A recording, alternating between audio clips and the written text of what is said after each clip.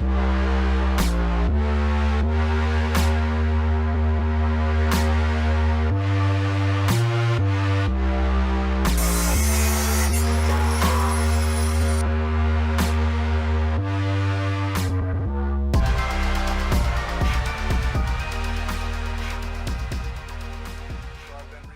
GTO over the past year because I split my TH350 transmission in half and had low compression.